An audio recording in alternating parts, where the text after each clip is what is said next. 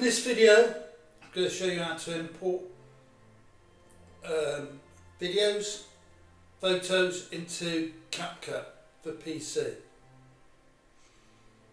What will happen at the end of the video, you'll see a link to another video showing you how to work with shortcuts, create your own custom shortcuts. So if you double click on the icon,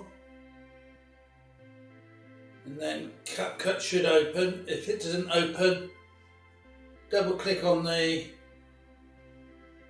taskbar on the bottom, then tap on import, then import your file, then drag it down.